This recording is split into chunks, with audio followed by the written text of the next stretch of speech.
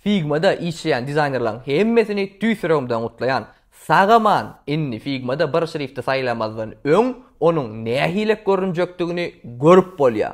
Bilişimiz ýalyk düýün Figma'ň ullukan obnovleniýasy çykdy. Men bolsa häzir size bu ullukan obnovleniýa barada gysgaçyk gurrun berjek. Birinji ütköşme bu şriftler paneline değiştirilir. Inni bir şrifti saylamazdan öň siz onuň nähilek görünýändigini görüp bilersiňiz. Eger de öň şriftlaryň spisigine basamazsa bizde giden ýöne şriftlaryň ady ýazylgy duran spisik çykýan bolsa, inni ady şo şriftiň özü bilen ýazylandyr. Her ad ütköýändir. Hemde biz netijede edil illustratorda Photoshopda ýalyk şriftiň nähilek boljakdygyny görüp bilýäs. Bul diýsen gow funksiyalaryň biri. İkinci obnovleniýa bizim hemmemizin gowy görýän avto layout funksiyamyzy değiştirilir. Inni oňa wrap hem goşup durlar. Bilýän bu sözler ýöneköy adamlar üçin wapşe hisat aňydanok, ýöne dizaynerler üçin bul diýsen uly obnovleniýadyr. Inni maketlary uloldup geçeldemizde sygmayan elementler bir-biriniň aşagyna da geçip bilýändirler. Şeýle hem elementleriň minimum razmerlerini hem de maksimum razmerlerini saýlamak mümkinçiligi hem Figma goşulandyr. After layout'daki wrap we elementleriň minimalini hem de maksimalini ölçekleriniň bolmagy after layout funksiyasının hassa kämilleşmegine getirer. Hemmäňizi tüýsüremden utlaýan. Üçüncü täzelik bul Figma permeneler goşully. Öň egerde biz bir zady ütkötjek bolsak, oňa stil bermelik hem de stiller çalışmaly bolýadyk. Inni bu zatlaryň ählisi permeneleň kömegi bilen hem edilýändir. Bu diýiligi näme permeneliň döretýän diýäs meselem şunýalyk ýerde şul element bir şekilde bolmaly, başga ýerde başga şekilde bolmaly. Diýeri light mode ýa-da dark mode. Şolaryň arasynda da inni elementleriň sastaýanýasyny ütkötmeklik hassa aňsatlaşanlar.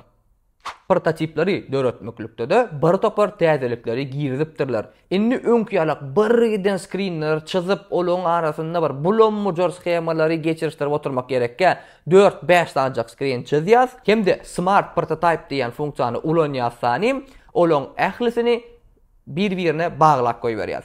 Dogry maýsap entek bu nähilek işleýişini özüm göremok, bilemok, ýakyn wagtda nesip bolsa proýektlaryň birini test ederiz hem de netijeler bilen paýlaşarys. Hawa Figma ilki bilen dizaynerler üçin platformadyr. Ýöne dizayner näme çekende näme onu programist dogry hem de doly kodu geçirip bilmese, bu zatlary aňsatlaşdyrmak üçin Figma'da ýörüýte developer mode atly täze rejim goşully. Ol ýörüýte programistler üçin niýetlenendir.